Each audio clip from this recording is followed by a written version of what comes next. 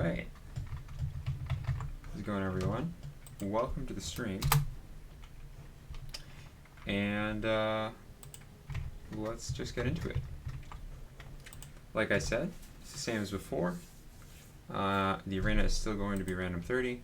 We did make some new decks last time, so I'm just going to keep doing what I was doing, which is a queue up with one of the new decks that I made. Probably this new army deck. That was the newer one that we made. And then if I see someone in the arena, I'll play against them. Otherwise, whatever matches we get, that's what we get. So let's go ahead and queue up.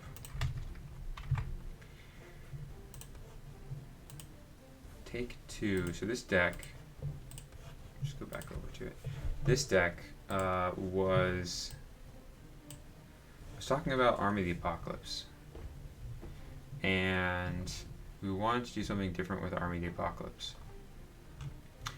Basically, what we're trying to do here is we're trying to make our Winged Death good. Specifically, this is one of the cards that we're really focusing on here.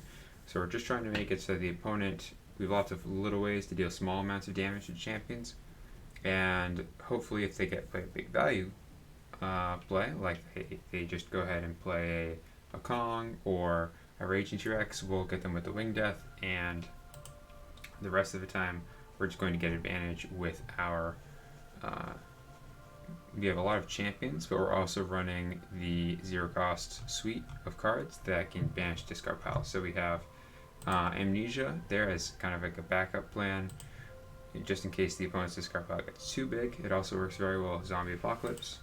Playing Keeper of Secrets here as a zero cost champion that banishes cards in the discard pile, along with Guild Demon and Corpse Monger, which are close. They're very similar in terms of what they do, and Corpse Taker, which I'll get to in a second, but basically this card also threatens to banish cards in the opponent's discard pile. So if we can leave the opponent's discard pile empty, our Zombie Apocalypse will get much better, and our Army of the Apocalypse will get much better. So we're trying to make asymmetrical effects here by having our Army of the Apocalypse and our Zombie Apocalypse. So both of our Apocalypses not really affect our opponent. Otherwise, we're just running some champions. We're running both of the champions that break all other champions. We've got Angel of Death and Endbringer Ritualist. They both do that. Oh yeah? Hey! I believe it. I've played games with Darwin. He does like to just have a lot of games going and kind of enter a game, look at what's going on, and then make a decision, and then come back to it. So here what we're mostly running Corpse Taker because I'm experimenting, and we have so many champions that it's going to give us some card selection. But it also works very well with anything that returns it to hand. So right now we're running Time Bender and Sequester. Both of these cards will be very good with this Corpse Taker. Chronicler will also be quite good with it because they can both get each other. So Chronicler back your Corpse Taker, and you can Corpse Taker back your Chronicler. Plus, if you need to, you can use either of those cards and anything else. So yeah, I mean that's the deck really. It's pretty basic. We're not running anything extremely extreme here. But I think Endbringer Ritualist will really shine in this deck because it's a Blitz champion for the Army of the Apocalypse, and it's a board clear. The main thing we could try and squeeze in here is maybe something like Surprise Attack, but I actually think we have a lot of off-turn plays with Thought Plucker, Time Bender, Crystal Golem, Chronicler, Zerain Essence, and Dark One's Apprentice. I don't even think we need Surprise Attacks really.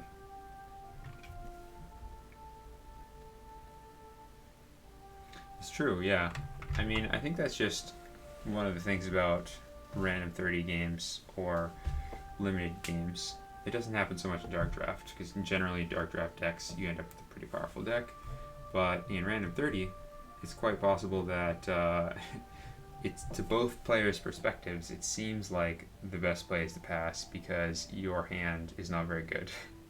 So if both players' hands are not very good, then they might just both play very cautiously, right?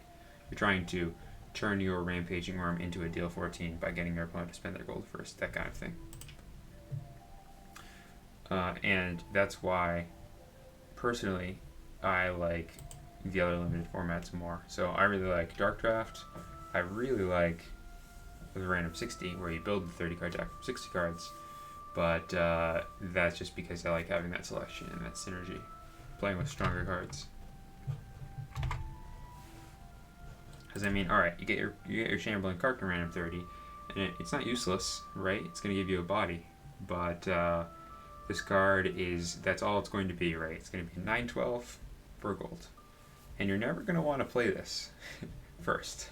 If it's your turn, you probably don't even want to play Shambling Kark if there's some stuff on the board already, because you'll be spending your gold for pretty weak play. I mean, think of it like this, right? Brachiosaurus is basically free, and you get a better body. And I mean, it has a restriction on alignment, so maybe a better comparison would be something like Ankylosaurus, right? Ankylosaurus is a wild free card.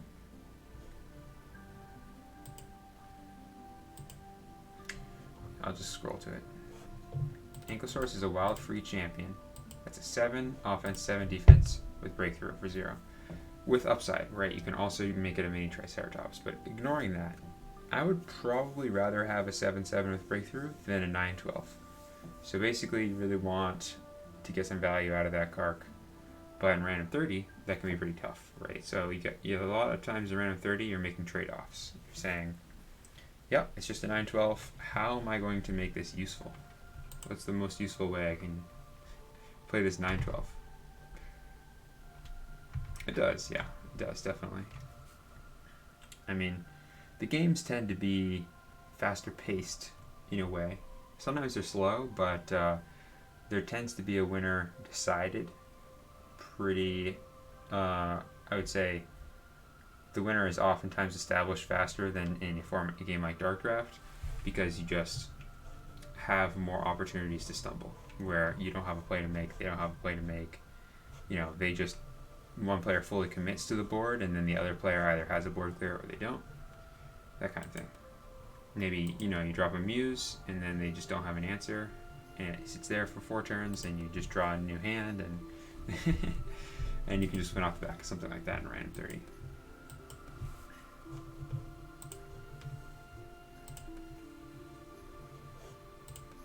I'm also going to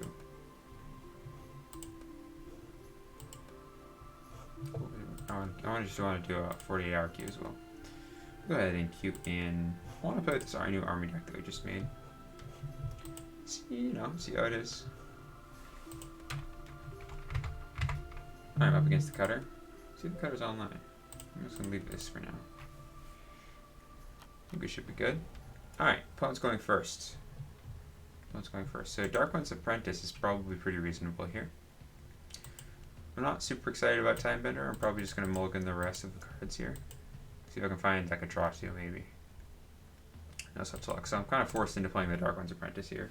So hopefully the cutter passes to me. That would be the best case scenario. Or plays a good target for Dark One's Apprentice.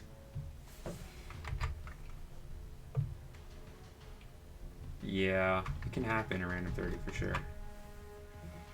Slow cards are better than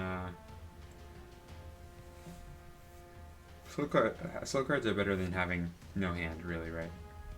So it's better to be dropping Mythic Monster than it is to be in a situation where all your cards, none of your cards draw cards, so you're just kind of stuck there, like this hand that I have. This isn't too bad, right? Because Dark One's Apprentice, if it dies, I can Corpse Take her back. It gives me an off-turn play. I've got Misguided Heralds here with Keeper of Secrets, so I can recycle that way, and maybe I can dig up a Gudgeon with the Misguided Herald. So it's not, or Crystal Golem. It's not too crazy. This deck might really need more card draw because we're already running into that problem. I did put a lot of champions in here.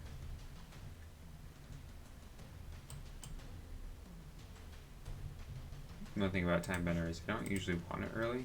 It's the kind of card that you want in the mid game, in the late game.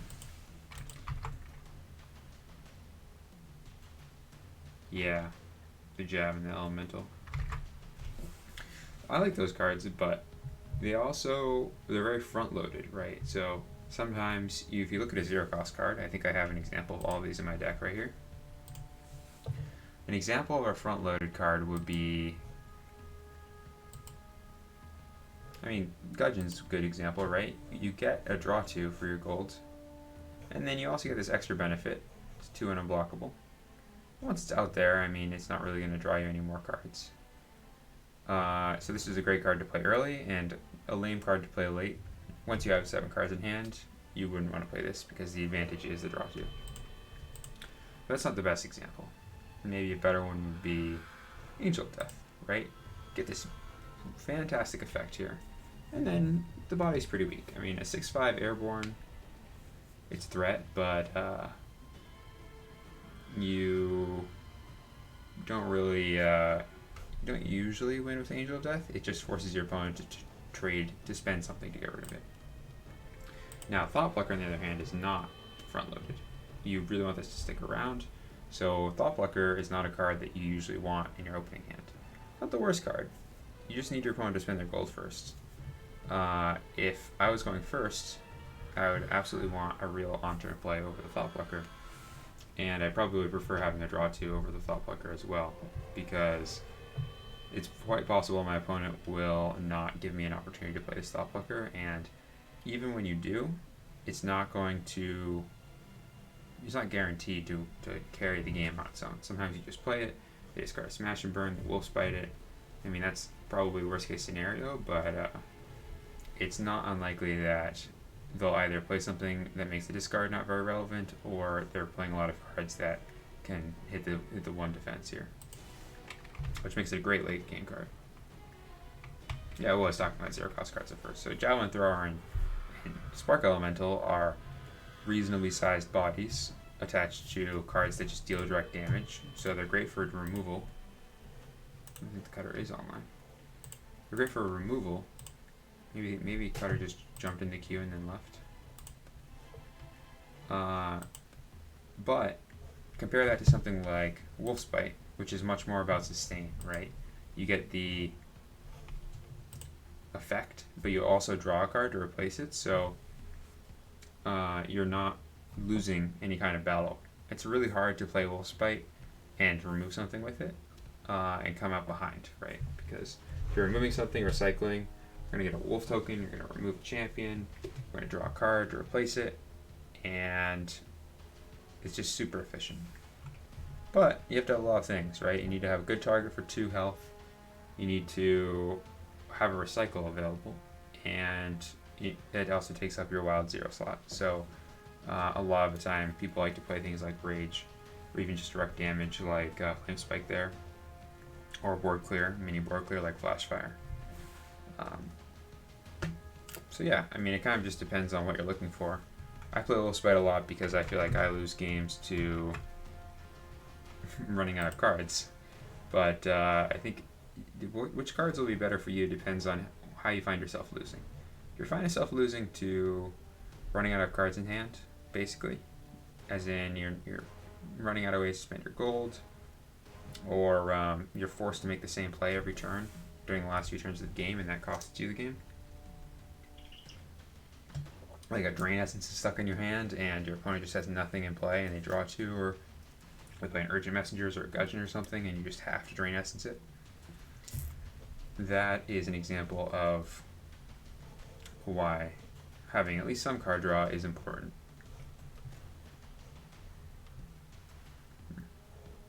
It's interesting.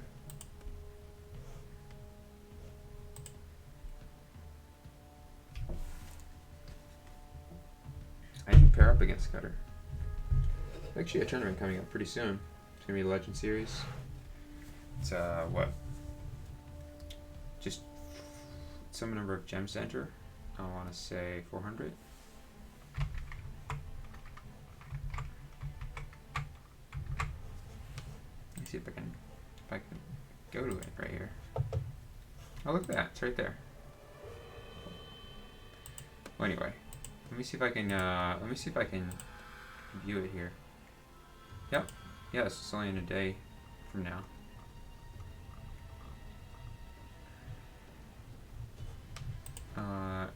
interesting is that when there are constructed ones, you can actually look at their decks. So you can say, oh, Tom, I want to see Tom's constructed deck, right? This is his deck right here. You can even export it if you want. Try it out for yourself.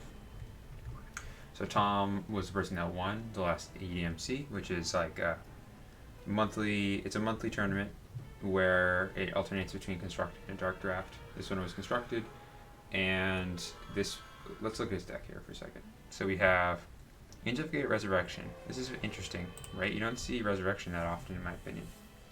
Tom is actually known for making kind of off-meta decks. Oh, absolutely. Definitely very different. They're oppositional. I would say that deck construction gives you the greatest advantage. If you're good at deck construction, that will give you the greatest advantage in constructed and the least advantage in rank 30.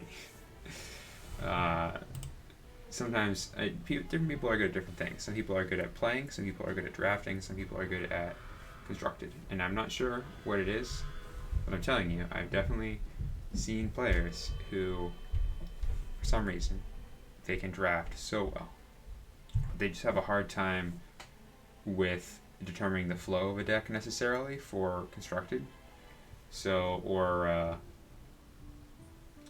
I mean, oftentimes when you're building a constructed deck, it's more formulaic in that you have certain things that you want to achieve, right?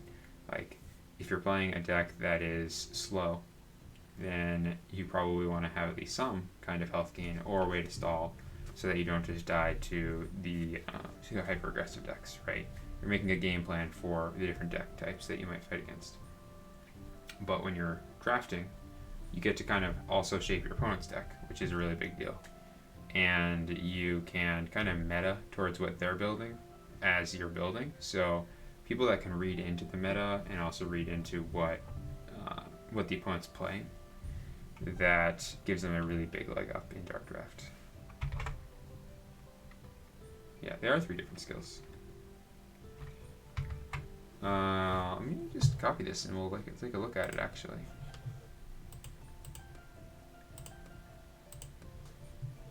Take a look. This is Tom's deck. Tom Epic Gaming. Just delete your deck here. Get rid of a deck that I've played a bunch. Get rid of Ragnarok. I liked Ragnaroria better anyway. Second one was, sequel was better. Alright, let's go ahead and import this.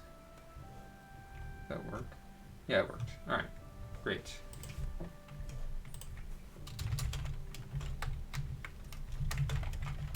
I have no idea what this deck is about, so we're about to take a look. Looks like a Super Sage heavy deck, actually. This is interesting. Alright, so check this out. He's running Surprise Attack here. So he's playing a Wild Splash. Just for Surprise Attack, Kong, and Wolfspite. So a lot of people splash for Surprise Attack. A lot of the time I see a 3 Surprise Attack, 1 something else, 2 of the 0-cost cards split, and then they just run 3 ofs for everything else. But it looks like here Tom is decided to play 3 Kongs, which means Tom thinks that Kong is one of the better cards that could be placed in his deck. And I do agree that Wolfspite's just really good against very specific cards, which people seem to really like right now. I don't see anyone getting off Thoughtplucker and Muse. People love to run Muse. I think that Muse can be a trap. You don't really want to put it in a lot of decks because it's bad if your opponent has a good answer, right? If you play Muse and they play Wolfspite, then just so people know what Muse is, I'll pull it up right here. Free Sage. Muse is a 0-cost card that draws you a card every turn, right? But it doesn't draw your card right away. You have to play it and it has to survive. So what that means is if you play Muse and then they play anything that gets rid of it. I mean, there's some cards, Fireball, it's going to break even. But most of the time, if they remove your Muse for 0, they're coming out ahead. You play Muse, they play Wolfspite, they get to draw a card, they get a Wolf token, and you don't get either of those things. You just get to lose your Muse. You both lost a card in hand, except that the Wolfspite replaced it. So really, this is a great card for punishing people that really want to play Muse and Thought Blocker. I think that's why it's also good against things like Guild Demon and if you have other damaging effects. All right, I'm just gonna do the Sage Lash since there's so much of it. Now, Second Wind Angel of the Gate here is actually, I think, is meant to be a tempo play against aggressive decks. So, see if I'm right.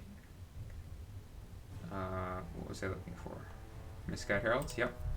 So I think the Resurrection here is just meant to say, alright, I don't think I'm going to be playing against that much Banish. My Misguided Herald dies. My, pretty much any of these things, right? You have one of these big untargetable champions, they have to break all or banish all to get rid of it, and then you can just Resurrection it back. So this is kind of like a surprise attacking good, except that it lets you draw 2 if you don't want to use that second mode. And aside from just getting surprise attack, Misguided Herald, which is very strong, I think it's really just being played for the value. Doing things like block Crystal Column, break, draw 2, Resurrection, that kind of thing. I haven't played Resurrection in a while. Angel of the Gate here. This is a great tempo card. So this is the kind of card you want when you want to race the wild deck. So the wild deck is trying to kill you really fast. You play Angel of the Gate, now they have to get rid of your Angel of the Gate or you're going to hit them for 7 and gain 5 every turn. And usually, this is like Thought Plucker, you can sneak it in on your opponent's turn after they spent their gold and you get the 5 right away. So think of it like a reverse Strafing Dragon where you're gaining health and then you get this gigantic body in play. Yeah. I do like, it's kind of fun to do Muse plus Brave Squire. I do agree. I've done that quite a few times. Alright, and then let's go ahead and take a look at some of these zeros here, because there's a couple of interesting ones. So we have Force Mage Apprentice, Shadow Imp. That means it's probably going to be somewhat of an aggressive deck. We'll come back to Siren Song. Vanishing. This is the type of card, again, that you want to play in a very aggressive deck. The really nice thing about Vanishing is that sometimes you can just eat your opponent's gold for 0. They play a Draka's Enforcer and you Vanishing it, and then sure, they get to draw a card and you go down a card, but they just lost a turn, basically. So this removes one of the opponent's gold plays for 0, but it really puts you far back in terms of number of cards in hand. Great finisher. And then we also have the Warrior Golem here. So the Warrior Golem actually serves a couple of roles. I'm sure here it's meant to be an aggressive card, but if you discard it, if your opponent plays Thought Plucker, you can discard this and then recycle right away. That's really all I have to say about that. And it's also quite good with things like Vanishing, because you can return to your hand and replay it to get in for 4 again, if it didn't get blocked the first time.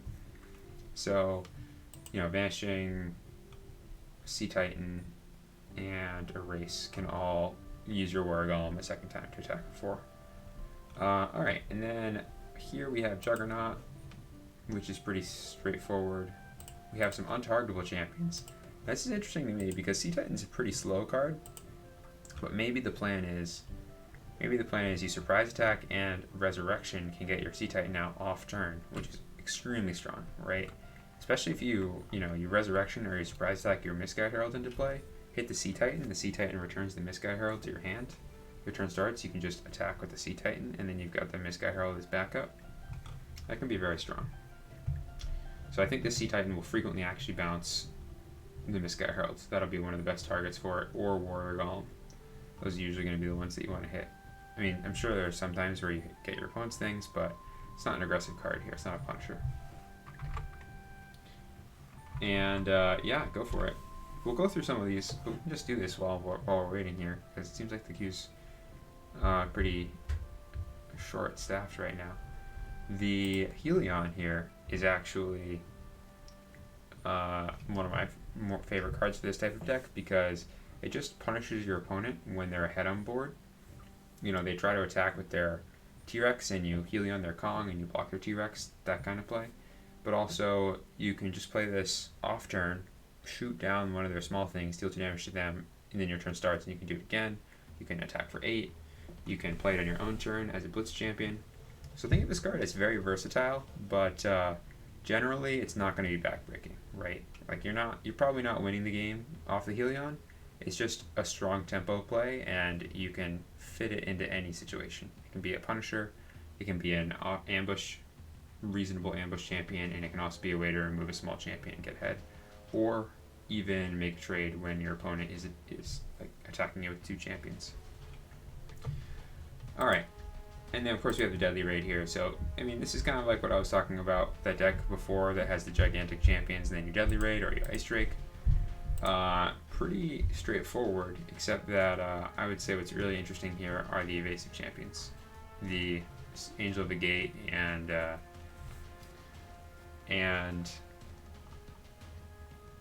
the Resurrection to go with things like Mistguide Herald, and also just your big stuff. I think that's interesting. I think this deck will be fine. I think it'll struggle against,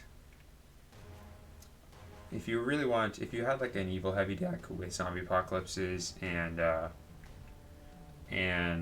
plentiful deads, for example. If you have just zombie apocalypse, plentiful dead in your starting hand, I think this deck would have a hard time against that.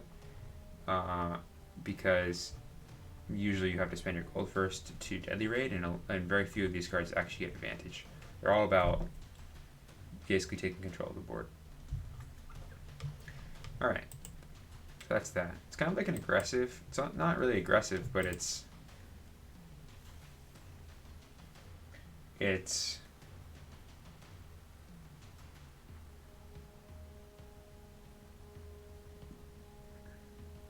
just continues to put pressure on the opponent, I suppose is the better way of saying it. It's not really aggressive in the sense that it doesn't try to close the game out really fast. It just spends cards in hand to just slow down the opponent so you can win. Sure, yeah, we can do that.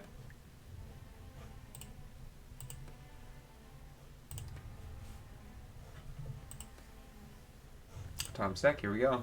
Queuing up. We're also going to do this.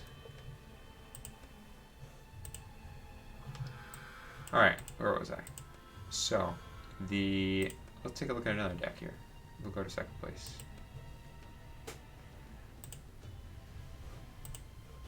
And that was Tat Daddy.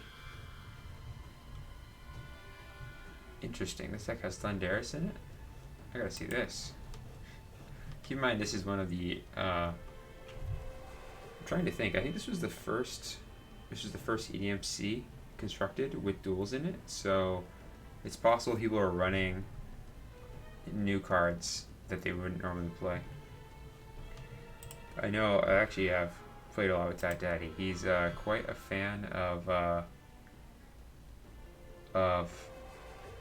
one-ofs. I've seen a lot of his decks. I mean, it's been a while, but I feel like whenever he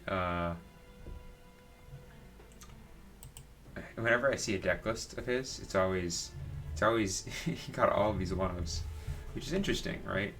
Basically, one-ofs let you surprise your opponent, but also they make your deck less consistent. So you'll have games where you draw your one-off Hasty Retreat and it blows your opponent out, and then they play around it. They just play as though you have two more Hasty Retreats, or at least one more Hasty Retreat in your deck, and you don't. And I do that sometimes. I like doing that with Hasty Retreat, but nice. Efficient. Yeah. It's not really, actually that Daham's deck is not efficient. It's very inefficient. The point is, you're giving up efficiency for speed. Or pressure, rather. Alright, we're just going to go ahead and toss this one. We'll add in John's deck here. Or Tat Daddy. Import. Alright.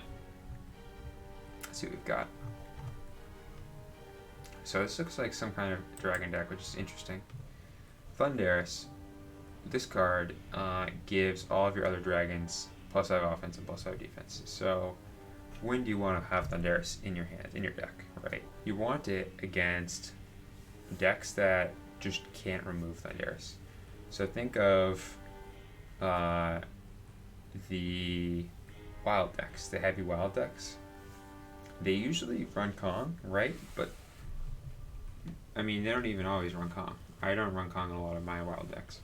And this card, it's either getting Konged plus another card that costs 0, or they have to use Feeding Frenzy. And a lot of the time, they don't run out of those cards, and then they just can never get rid of this. Like, you drop this Thunderous down, it's just in play for the rest of the game. That's big. That's a 3-turn clock. It can block anything and survive.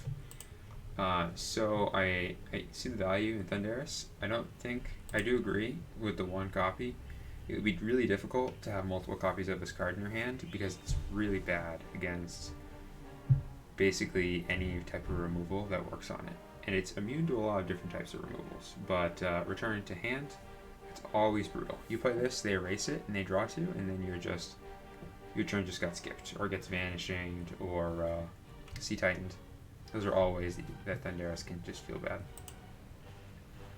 And we're running Gold Dragon here, which is like Avenging Angel. I like to run Avenging Angel a lot, but Gold Dragon here synergizes with Thunderous because it gets +5 offense from the Thunderous, and also it just gives these other ones Righteous, right? So all of your champions basically can get in. It doesn't really matter which good champions you have out, since they're all really large. So, I mean, I guess the whole point of running the Gold Dragon here, I don't think the difference between 6 and 8 defense is that big, but potentially you're trying to pull off some shenanigans with one of your other good cards. That's my guess. Sometimes people will remove a Gold Dragon instead of over an Avenging Angel because the fact that it could give your whole team Righteous is a really big deal. Alright. Otherwise, it looks like a wild heavy here. Nothing too crazy. There's one Fires of Rebellion, one Draka's Fire, one Hurricane. Yeah. For wild. And there's a couple of multiple copies. We've got Draka's Enforcer, Kong, so Raging Drax. There's 3 Rages, so it looks like the Rages are mostly there for Raging Drax and Kong, because everything else can get through, right? Draka's Enforcer both have Airborne, Surfing Dragon has Airborne, Brachiosaurus has Breakthrough, Misguided Herald has Airborne, Silver Dragon, Thunderous, Gold Dragon have Airborne. So it seems like almost more of an Airborne type of deck, where you're just abusing the fact that a lot of people are playing on the ground. And I think Go Wild is underrated. This card's great. It's often going to be a deal 4 damage to your opponent recycle with upside, because if you know your opponent has a Drain Essence, you can use it on your Strafing Dragon, your Draka's Enforcer, your Draka, right, before you attack, so that they can't remove it and they just take the 13 or whatever. And it has Recycle. Very underrated. Yeah, I mean, otherwise, I don't think there's anything particularly crazy about this deck, except for the Thunderous is in the 1 copy of Silver Dragon, 2 Gold Dragon here. It's almost tuned towards... I mean, I was going to say wild, but honestly, I think the Silver Dragon here, maybe it's just supposed to be played here as a 9/8 Airborne that draws a card. Maybe that's what it's here for. Because I don't see anything that you make that are tokens that it can be eaten. So I'm not sure what, there's no like Wave of Transformation or Martial Law, so you don't get synergy there. And there's kind of like these final tasks here are pretty cheeky. They're just in there to give you a Punisher, because really this deck has what, Draka, Strafing Dragon as its Punishers. Final task works really well with Misguided Heralds, and it works really well with Brachiosaurus, and then you get a wild gold and you play a different wild card after attacking. It works really well with Raging Drax and Kong. So it looks more like a value card in this deck. Overall, I'm not... there's nothing... I'm trying to figure out what the crazy mastermind plan is, but I think it just is what it is. Alright, let's see what else we have here. Atlanta. Interesting. This is a Kark deck. This is a legitimate Kark deck. So basically this deck right here, Kark wins you the game if you it's kind of fun. You just go through these arena decks, and I mean not arena decks, they're tournament decks. But I think what's interesting is if you just look at the top decks, there's people are just playing different things. The Kark here, that means that they're trying to win by gaining health and going to 60. So if you have at least twice your health when you play this card, you win the game. Usually decks that play Kark are very stally. They run things that slow down the opponent or gain health or chew up their resources. And then they can get to something like 50 and just nuke their way up to 60 by either playing 0 cost cards or just running out something like an Inner Peace off turn into Kark on your own turn, or just a massive Kark reveal your entire hand. Angel of Light's very common here, same with Inner Peace, those are both gain 10s. And then Marcus here is tech for things like Thoughtfucker. So I'm wondering if a lot of these decks were very specifically designed against another deck. I mean, this is fine, right? Without it, it's just a Triceratops without Breakthrough. But Breakthrough's pretty nice. Yeah, body card? Why? I'm in so much trouble here. So there's 3 Ancient Chants, 3 Bodyguards, and 3 Marcuses and 3 Inner Pieces. So there's 12 cards that you don't mind discarding. Basically, if the opponent plays anything that makes you discard a card, you don't care. You just discard it. And it's got 2 Frantic Diggings, that makes sense. Take advantage of that. So if you discard a card that just will go back to your hand later, it's basically just a discard a card, draw a card. You basically don't have the discard a card part, right? So you discard your Inner Piece, you draw a card, recycle, and then you can just play another good card, get your Inner Piece back, that kind of thing. And the reset here returns all champions to their owner's hands. I'm not really sure what that's for, but I'm guessing it's mostly for the brand, the Watcher Gargoyle, and the Angel of Light. Right, this is a gain 10, and then you get a body, so sometimes you can, if you can get this back into your hand, it's actually a pretty reasonable play. I mean, 10's a lot of health to gain.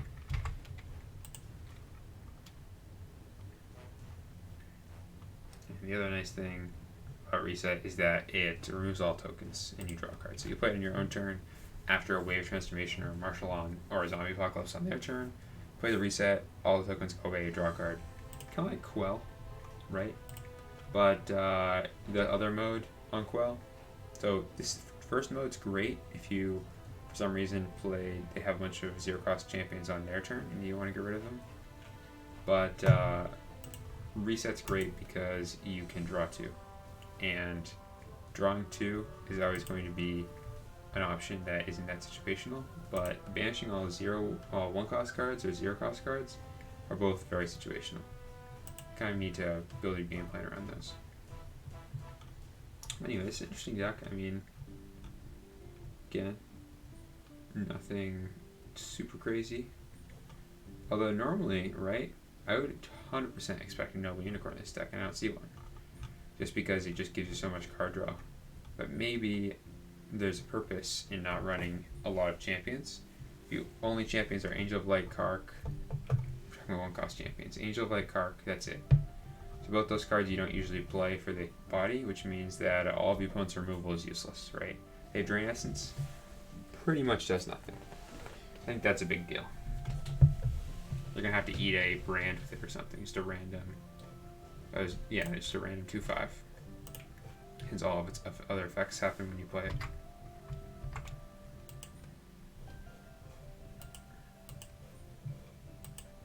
Let's see what else we have. WWW. Ooh. Another Kark deck. This one has Noble Unicorn in it, and Palace Guard and Royal Escort. I think I had played that Royal Escort deck I made a while back, and this card's really interesting. So, this card gives all of your other cards untargetable. Well, all of your other cards not named Royal Escort untargetable. And it's kind of a mixed blessing, right? It's so good at protecting things like Noble Unicorn, but at the same time, they can board clear you if you really invest in that Royal Escort. And you can no longer pretend or even not pretend and have the buffs for your cards because you can't brand your champion. For example, if you have Royal Escort out, your champion has a target pool, and it comes up. I mean, if my opponent has a flag, I mean basically if my opponent has one of these Royal Escorts in play, then there's no way they're going to buff their own champion, which means I can just do things like group blocking or just safely block with a small thing and not have to worry about breakthrough kind of thing. It's kind of nice. We've got the Royal Escort here to combo with Noble Unicorn to draw us a lot of cards, and Angel of the Gate to just continually gain health. Yeah. And we're running Plague here, 2 split with Plague and Drain Essence. It's really interesting to me because I guess the reason you run 2 Drain Essences is because you never want 2 in your hand, because you can't use them to draw 2 cards. That being said, I think usually when you want to splash, there's at least one card that you really want so badly that you're just going for it. You're losing out on that color consistency for a little bit of extra power or versatility. And I think you might even just want to go with either 3 Plagues or 3 Drain Essence. But I haven't looked into it that big detail. And this one's also running Time Bender here, which is interesting. Right, and Reset. Is there some kind of new meta? Reset seems great in this deck. You've got Brand, Priestess, and Watcher Gargoyle. Those are all great targets. You got 2 recycles and a gain 5. That's it, though. I mean, I suppose also the Palace Guard kind of counts because it banishes a champion. It's a good thing to get back in your hand. And Angel of Light is also good to get back in your hand. So you have something like 15 targets for it. Overall, though, I think this deck's interesting. We might want to play it. I feel like you're going to get hands where you have too many cards that rely on another card that you just don't know what to do in that situation, because there's not a lot of redundancy. It's more kind of, I mean, there's a lot of card draw. Maybe it won't be a problem. Maybe it won't be a problem. Yeah. 3 hasty retreats. Very tuned to beat the breakthrough champs.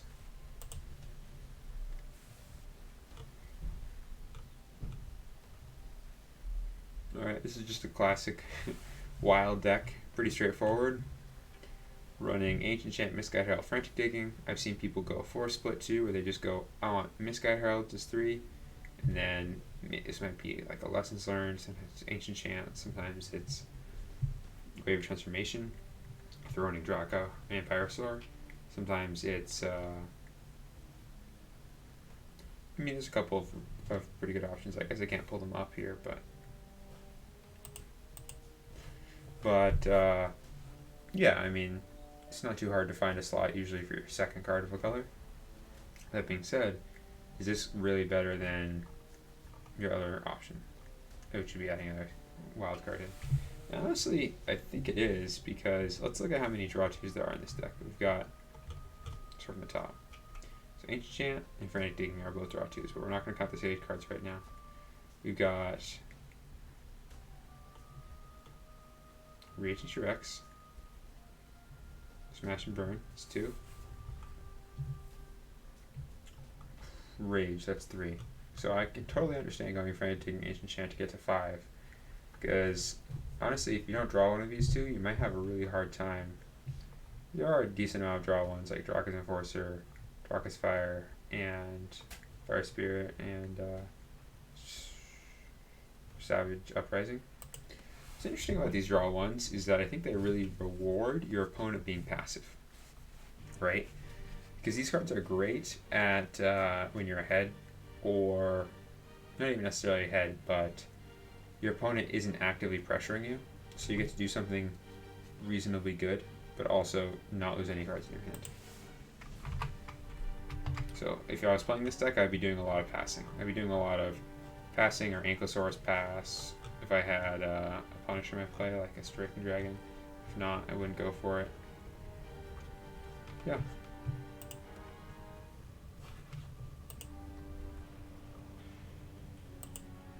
Then Beats. Running a similar deck here. This time, decided to go Ancient Chant Wave Transformation. Definitely looking to get that card draw. It's a wild heavy deck that runs just also some Evil for Drain Essence and Final Task. And Rax's Curse. I'm curious to see what Rax's Curse is used for. I guess I don't know because I didn't see the matches, but Spore Beast here. Also another interesting pick. This card basically stops an attacker, and I remember it became so big in the meta. People realized they could use it on raged champions. Like your opponent attacks you with a T-Rex and rages it, and then, or you block, they rage it, and then you can just, Spore Beast.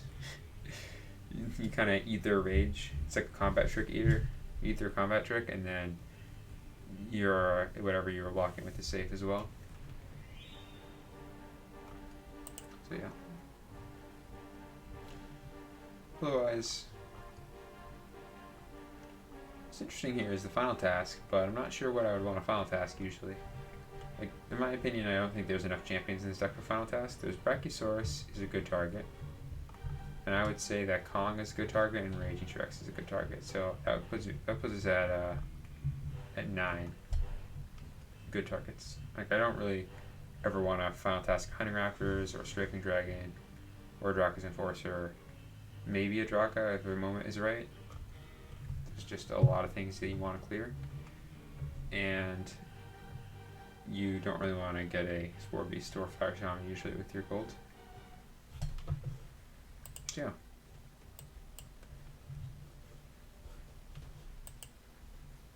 I know it's always in the same spot and I still have a hard time. We're going to shake with here. It's interesting. It's always interesting to me how people, it's almost like as we're going down the chain, the next person has like half of a similar deck and then half of just a completely different deck, and the game plan ends up being different. So in this deck, we have one Drain Essence because they really want to run Final Task, and they're playing Little Devil. They're playing Lessons Learned, presumably to reuse their Final Task, and probably there's a burn card in here. It's like Fires of Rebellion and Savage Uprising. It's 5. And Fire's 5. Stricken Dragon's 5. So yeah, you just kind of need to get I think so. What's interesting, right? I think the Little Devil here is kind of the epitome of this deck. It's a Blitz Airborne champion. You play it and you attack, and then you pass. Usually, that's usually how I play Little Devil. And now I don't think this card is the centerpiece of the deck, but whenever you add a card into your deck, you're like, okay, I need an evil 0 cost card. Little Devil gets picked. That tells us a lot, right? It tells us either the deck is so heavy on these type of effects that adding more is a benefit rather than saturation, or the deck's really threat light and 0 cost cards are making up for that, or it's some kind of balance deck maybe. But it looks like it's just an aggressive deck. That's what we have.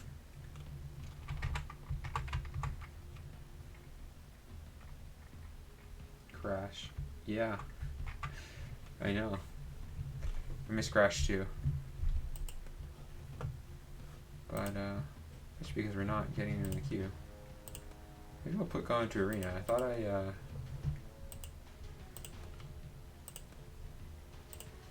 we have my OP deck from last time. I don't even remember what's in it, but I remember it being quite good. Or it being ridiculous. It was just a ridiculous game. It ended so fast.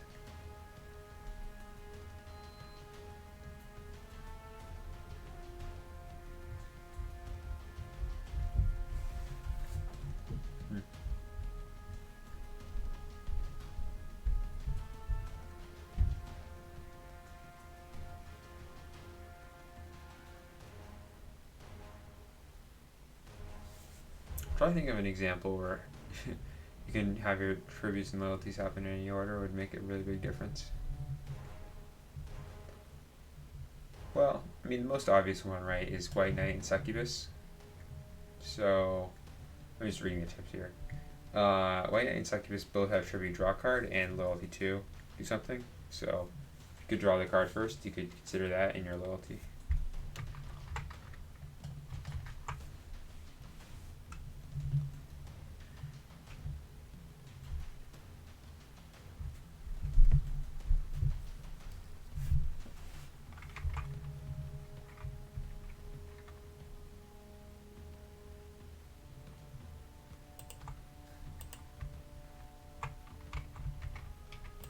Sweet.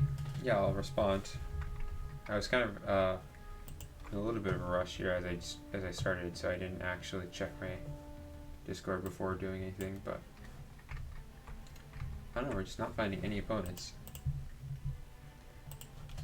It's pretty sad.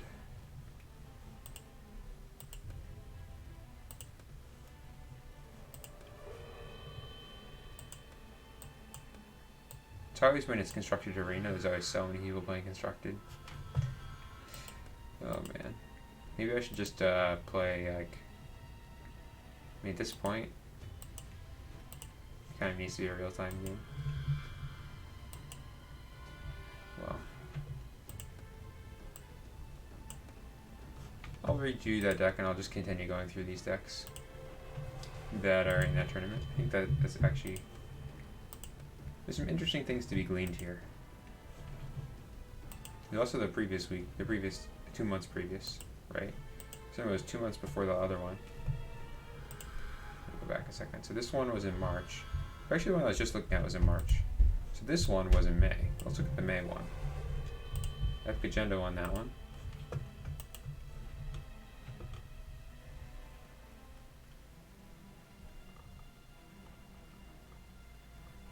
It definitely does not have any of those duels cards in it.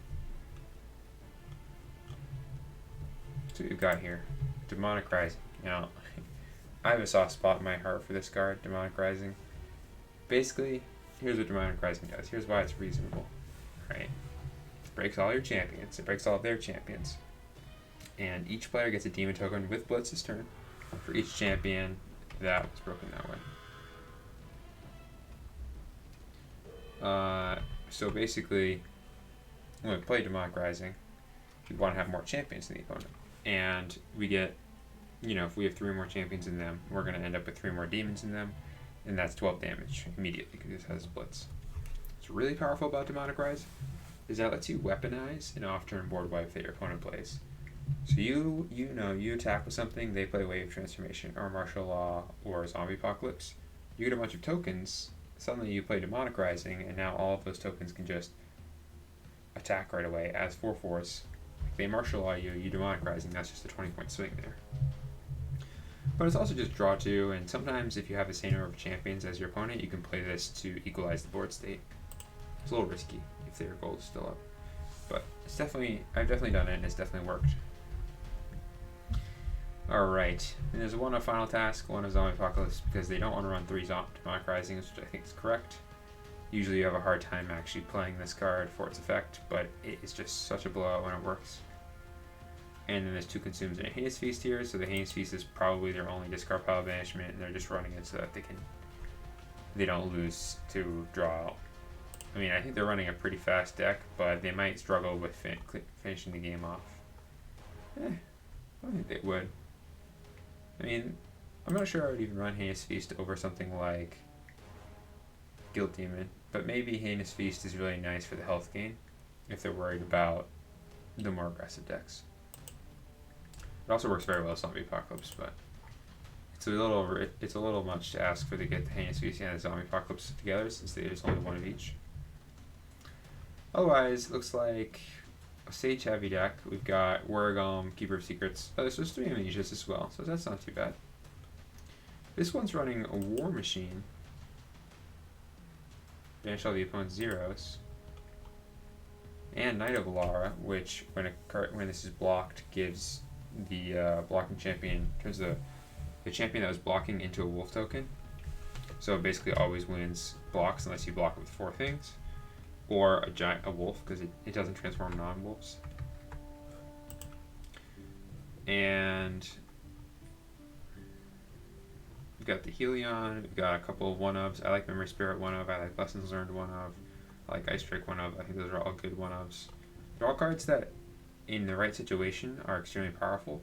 In the wrong situation, they're useless. I mean, they're not useless, but like I probably would not want to spend my gold on an Ice Drake if I had anything else to spend it on, and I wasn't going to get any value out of Loyalty 2. Same thing goes for Angel of Death, for example.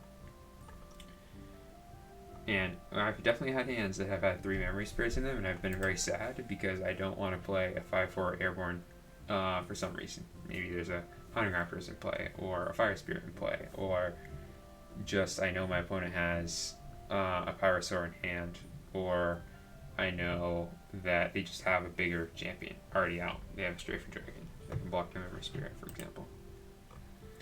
And then we have some wild cards, but what's interesting here is the Rage Lash choice. So it looks like the main reason to go wild here is actually for the 3 Rage Lash, so that you can play that with Juggernaut, with Helion, with Knight of Alara, with War Machine. Are all great targets for those cards. So it's basically just trying to get some burst damage in, and then you either win with burn or you just continue swinging if you can make it. There's nothing really cheesy going on here. It's very fair. There's no vanishings or really anything crazy. Just more of a value oriented. We're gonna gain control. We're just going to stick things on the board and swing in and make them bigger if need be.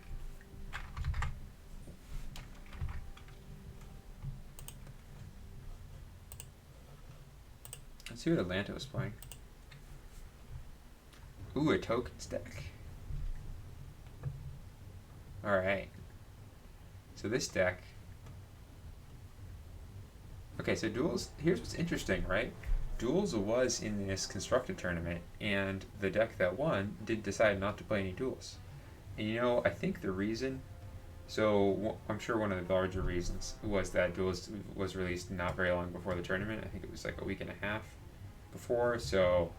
A lot of people, they just tend to go into their comfort picks and they just build something that's pretty similar to what they have. Maybe they'll swap one card in if they feel like it's an improvement or it just fits the deck archetype better. And the only reason I was looking at it, I was like, oh, I feel like there's cards in here I haven't actually seen. And there are. There's 3 Lay Claims. Make 4 human tokens, draw a card probably is the main use for this card. And there's also some Subjugates, banish all champions with 7 or more defense, and Mobilizes, make 3 human tokens or gain 7 health. They're both good options because the 7 health is relevant against certain decks, and the human tokens is always going to be relevant if you're a token deck. There's also the Paras here to buff your human tokens, so you're kind of this is a mini buff for everyone on your team. They're all going to get, they're going to double in damage, right, because they go from 1 to 2. And then Revolt here is for burst. So you play this, turn that you're going off, you play your Revolt, all your champions get +2 attack, you attack 3 with this. And then, if you have 3 human tokens, if you go Mobilize on their turn, Revolt on your turn, that's already 12, right? So human tokens are all about these big bursty turns. 1 Drinker of Blood and some Withers, interesting option. No Flash Fires, so it's a little unlikely that you're going to be able to pull it off, but it would be pretty sweet. And sometimes you just slam Drinker of Blood when you have a lot of tokens in play, so then you can start swinging in the tokens and they can't block.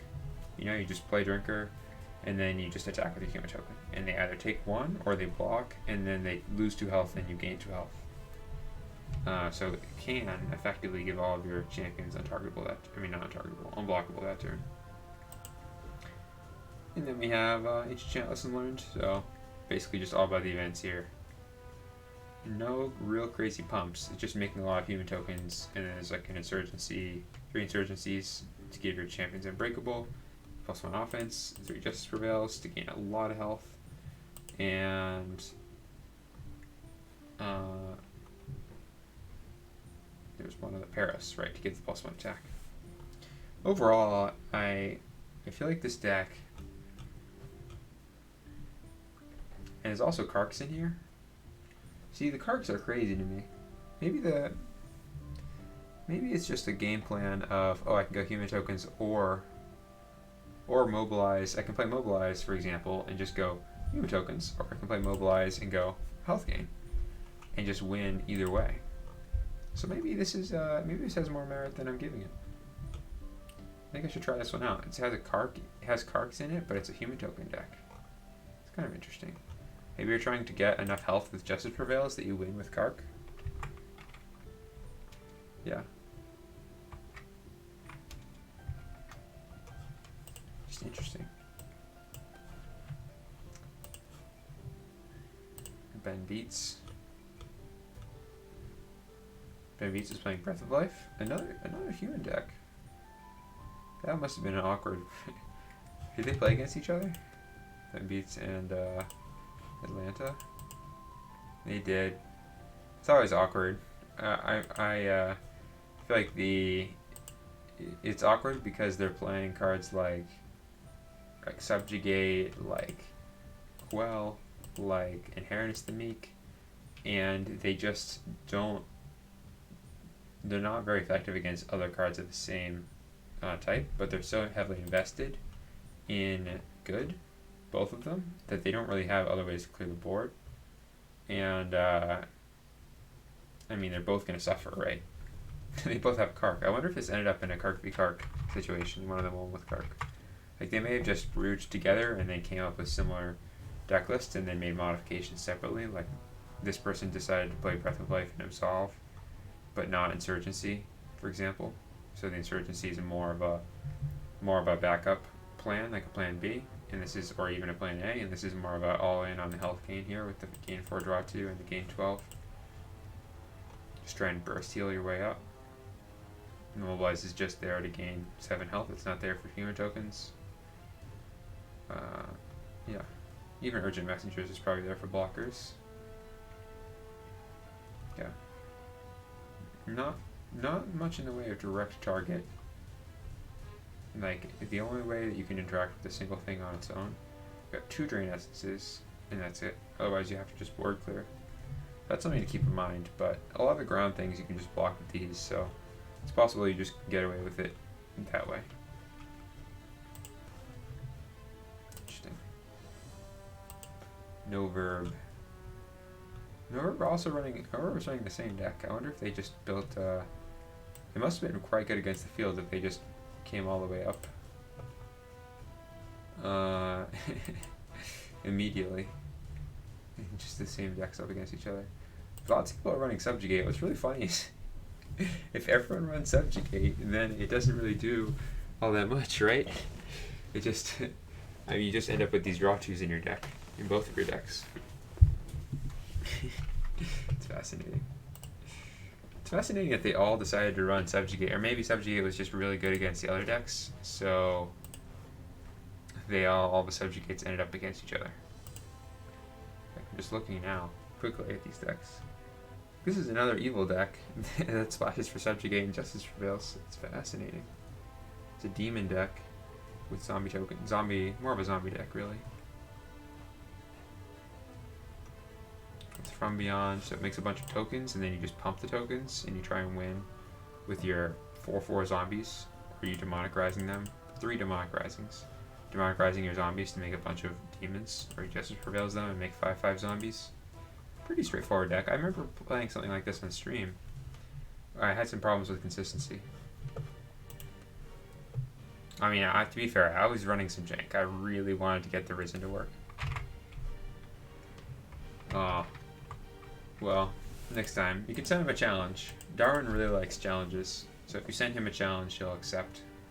I think always. I think I would be hard-pressed.